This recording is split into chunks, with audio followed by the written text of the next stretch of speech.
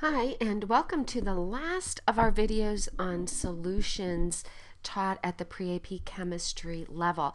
What we're moving into now is integrating something that you did so very well, which is reaction stoichiometry, with our concept, our new knowledge of molarity.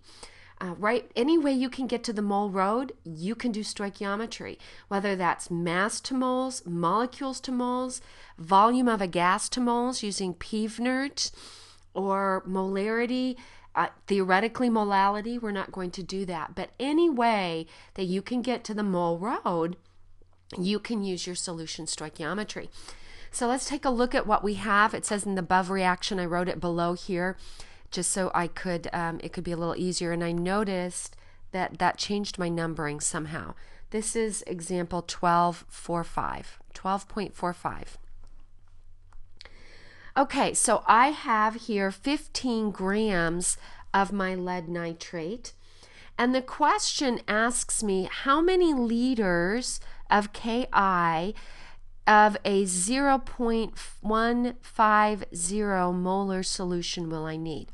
Now here's the deal. If you are given molarity, I use molarity as a conversion factor. So this tells me I have 0.150 moles for every 1 liter I deliver. Now if I'm asked for molarity, if that's my final, all right, I hop into the formula, just like we did with PEVNERT. So we'll see 2 as a conversion factor and 1 as a formula here. So now I've got to get mass to moles, and then I can go moles to moles, and then I can get moles to liters using this conversion factor. So let's go ahead and lay out our dimensional analysis here. I've got 3 steps here that I need. So start with my given, and then I'm going to have 3 steps. So I have 15 grams of my lead nitrate. Mass to moles, use molar mass. So you would either be given that often. Now, once we know, you know how to calculate it. We don't ask it every freaking time. And I looked this up. I have a little calculator on my iPhone. So it's really pretty cool. If you guys want to see it, it's a little app that wasn't too very expensive that calculated molar masses for me. So now I'm here on my map. To get to the mole road, down the mole road, I use the magic mole ratio, and it's always where you're going to over where you're coming from. Or label, and you'll figure it out. 2 moles of Ki per 1 mole of PbNO32. So now I'm here. Now I want to eliminate moles. I want to get rid of moles of Ki, and I want liters of Ki. And that's where my molarity works, because this molarity tells me that for every 1 liter of solution, I'm going to be delivering 0.150 moles of Ki. Now, it's always a good idea to go through and make sure your units canceled. I've got grams of PbNO3, moles of PbNO3, moles of Ki cancel, and I am left with liters of Ki. And if I did my algebra right, I get 0.604 liters. I went to 3 sig figs because that was my smallest there, of my Ki solution. All right, let's go on and try another one. Same reaction, we're just going to mess with it a little differently. This time I have 65.0 milliliters of Ki and a 0.550 molar solution. And I have excess lead nitrate. Yay, at least we don't have to do a limiting reagent problem. And then it says how many grams of lead iodide could be formed. In other words, what's my maximum that could be formed? What's my theoretical? We want to link those together there. Now, if I have a molarity, I use it as a conversion factor because molarity means I have that many moles equal to 1 liter. So if I have a double unit, I have a conversion factor. So I can get from milliliters to liters, liters to my mole road. And then I can go moles to moles and then moles to mass using molar mass. So let's set up my little mole road here. And I'm got 65 liters here. So I'm going to go ahead and be very explicit about that 65 milliliters, excuse me. I'm going to convert that to liters. So there's 1 times 10 to the minus 3 liters in 1 milliliter. If you do that in your head, that's fine. Just make sure you do it correctly. Okay? And then I'm going to extend my little dimensional analysis a little bit here. Now I want to get rid of liters of my Ki solution, and I want to go to moles of Ki that are transferred with those liters. And this tells me for every 1 liter, I'm going to transfer 0.550 moles of Ki. So now I'm here on my map. Now I want to go down the mole road. It's always where you're going to over where you're going from.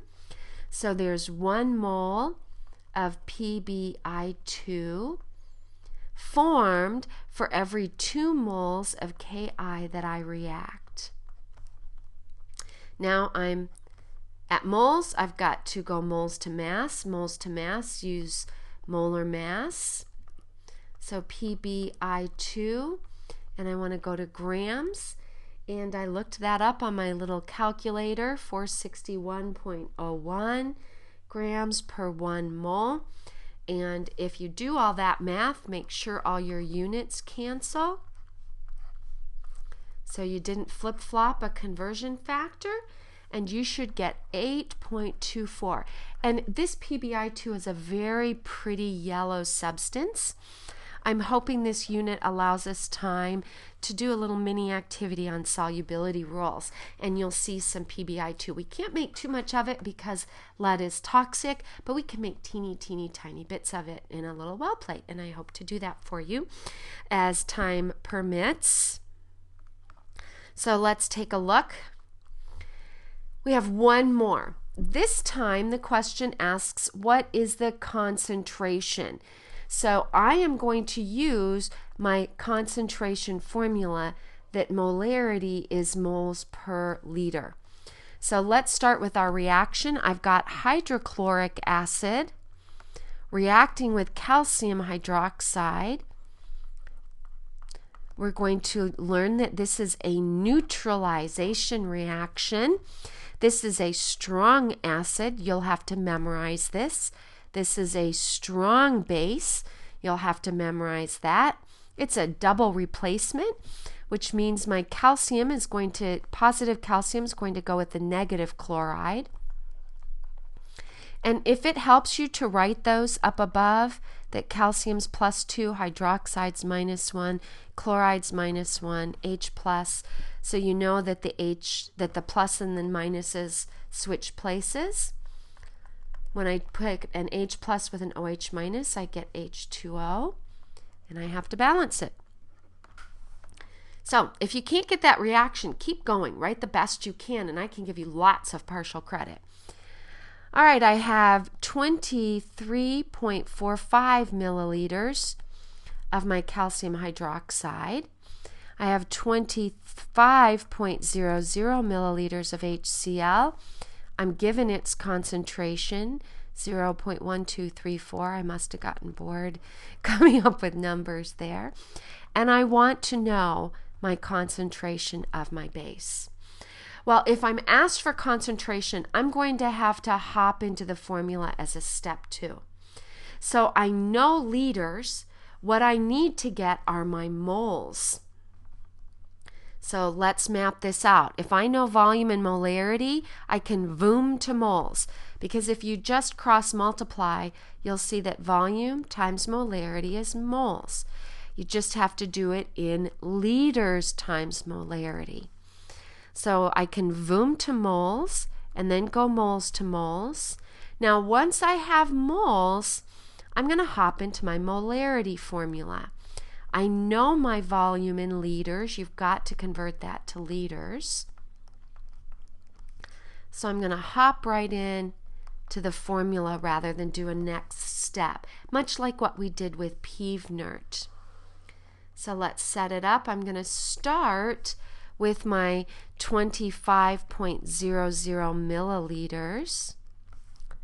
Okay. Then I've got to convert that to liters. Then I've got to go liters to moles and then moles to moles. If you want to do directly this conversion instead of showing it, you are allowed to do that now, but be careful that you go the right direction. Now, once I have my volume in liters, volume times molarity is moles. So for every 1 liter, I am going to deliver 0.1234 moles. Okay. And that's of my HCl. Make sure you label. Now I want to eliminate moles of HCl and get to moles of calcium hydroxide. And that's a 2 for the HCl and a 1 for the calcium hydroxide. Okay, so if I've cranked out my math correctly, I get 0.0154 moles. Now those have to be plugged in up here. Did it again. Sorry about that, kiddos. 0.154 moles. So do you see how I had to jump out of dimensional analysis into my formula? And once you do that algebra, we get our final answer, and our final answer is, I'm going to erase that arrow just to give myself a little bit of room there. Okay, my final answer when I do that division is 0.06578 molar. Don't forget your units. 0.6578 molar. Yep, that's what I got. Okay, that's it for this unit. So we got some work to do in class. I know you've been working hard already. So until I see you next time, this is signing off.